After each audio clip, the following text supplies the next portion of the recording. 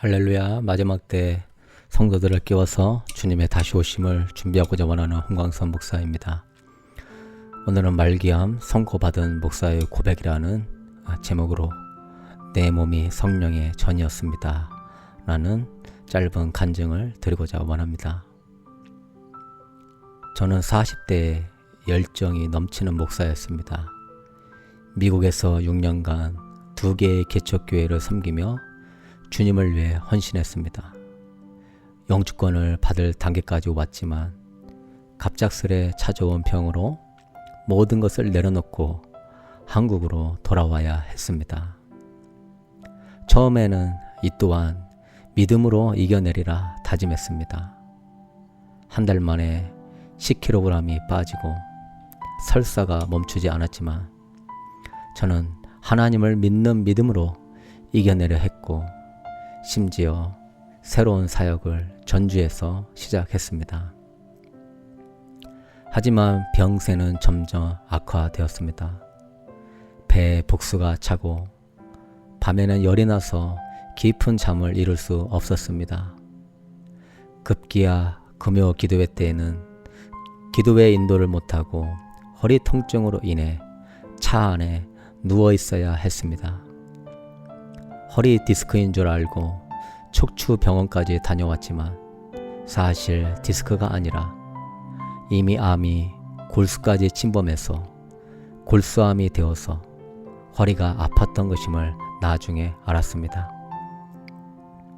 결국 아픔을 참다 못해 그때서야 병원을 찾았고 4기 림프종 혈액암 진단을 받았습니다. 한국에 와서 빨리 병원을 갔어야 했는데 저는 암을 계속 키웠던 것입니다.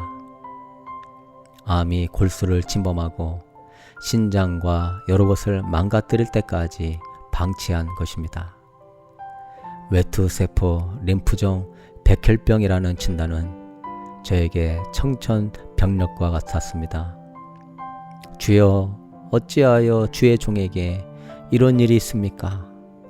주님의 나라를 위해 미국까지 가서 젊은 시절 주를 위해 헌신했는데 이제 다 내려놓게 하시고 심지어 암까지 걸리게 하십니까? 원망은 하지 않았지만 하나님의 뜻을 도저히 이해할 수 없어서 깊은 한숨들이 나왔습니다.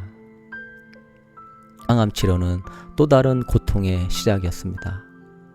첫 항암에서 아나팔락시스 쇼크로 죽는 줄 알았습니다.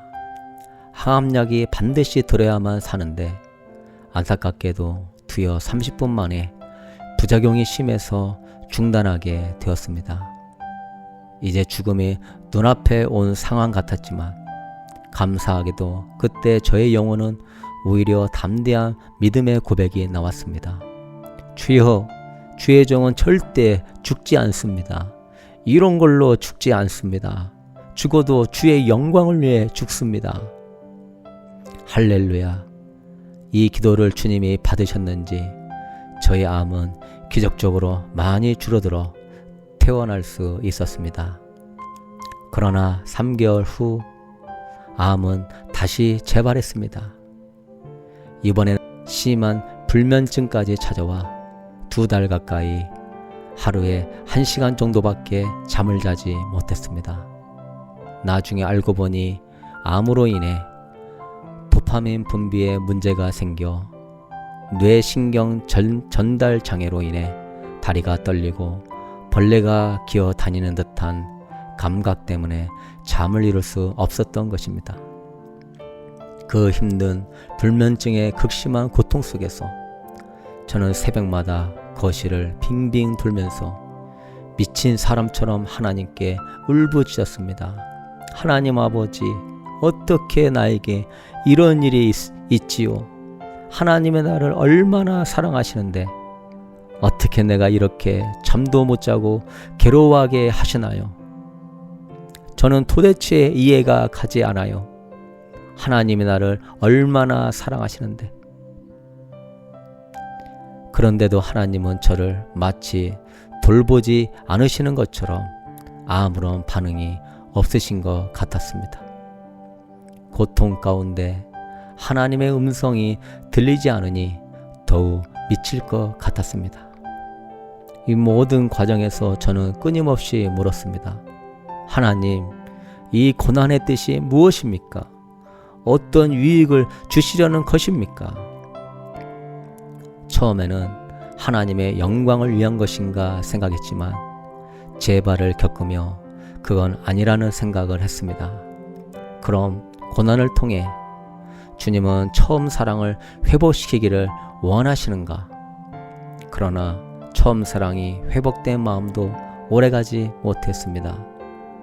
고난을 허락하신 주님의 뜻을 알아야 진정으로 회개하고 주님의 뜻에 합당하게 살 때 주님이 고쳐주실 걸 믿기 때문에 저는 주님의 뜻을 아는 것이 절실했습니다.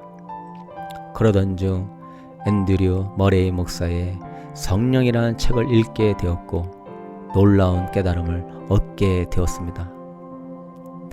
고린도전서 6장 19절에 너희 몸은 너희가 하나님께로부터 받은 바 너희 가운데 계신 성령의 전인 줄을 알지 못하느냐? 너희는 너희의 자신의 것이 아니라. 이 말씀이 제 영혼을 꿰뚫었습니다. 저는 깨달았습니다. 우리가 성령의 전임을 진정으로 알면 우리는 더 이상 낮은 육신적인 삶을 살 수 없다는 것을, 그리고 이 성령의 전을 아름답고 굳건하게 세워가는 것이 교회와 목회자, 성도들의 사명이라는 것을, 그런데 지금 우리는 이것을 놓치고 있는 통탄스러운 상황이라는 것을 발견했습니다. 물론 우리는 성령 충만함을 사모하고 이를 위해 기도합니다. 고린도 교회 성도들도 사도 바울로부터 배워 성령 충만을 갈망하며 기도했기에 은사와 능력이 나타났습니다. 그러나 사도 바울은 고린도전서 3장 16절에서 너희는 너희가 하나님의 성전인 것과 하나님의 성령이 너희 안에 계시는 것을 알지 못하느냐? 라고 물으며 그들을 책망합니다. 왜일까요? 만약 그들의 자신이 성령의 전임을 진정으로 알았다면 시기와 질투, 교만과 음행으로 성령의 전을 더럽히지 않았을 것이기 때문입니다. 그래서 바울은 고린도전서 3장 17절에서 엄중히 경고합니다. 누구든지 하나님의 성전을 더럽히면 하나님이 그 사람을 멸하시리라. 하나님의 성전은 거룩하니 너희도 그러하니라. 그래서 저는 이런 탄식의 기도가 나왔습니다.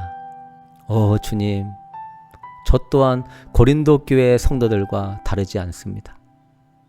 제가 성령의 전임을 제대로 알지 못하고 이 거룩한 전을 더럽혔습니다.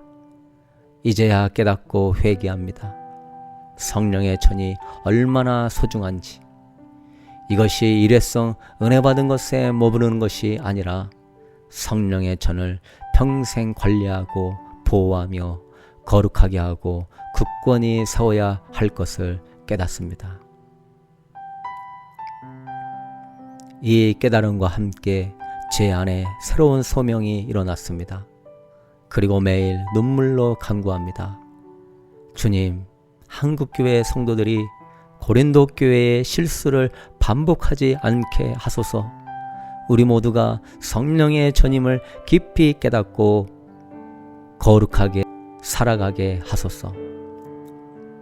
저는 비록 암 환자이지만 현재 건강할 때보다 더 열정적으로 주님의 사역을 감당하고 있습니다. 성령의 전을 세우는 성령의 사람 기도회, 성령의 새바람 집회를 통해 영혼들을 깨우치고 있습니다.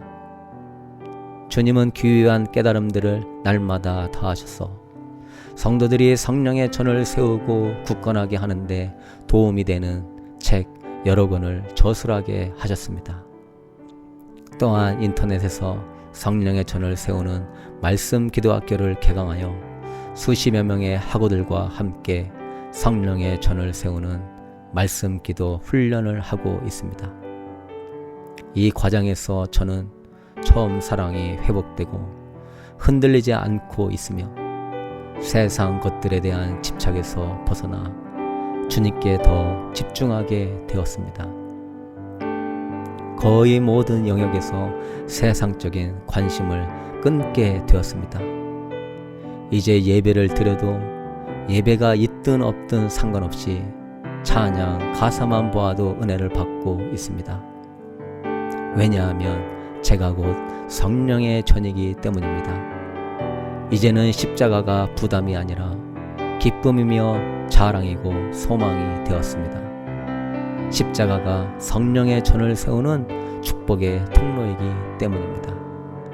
저는 한국교회가 영적 대각성 운동이 일어날 수 있는 길이 여기에 있다고 믿습니다.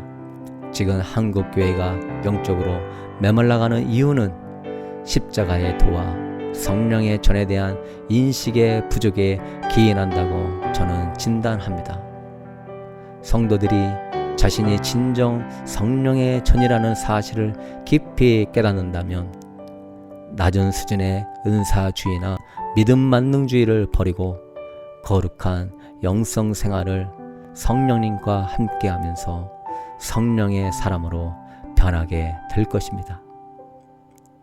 갈라디아서 5장 24절에서 26절은 이렇게 말씀합니다.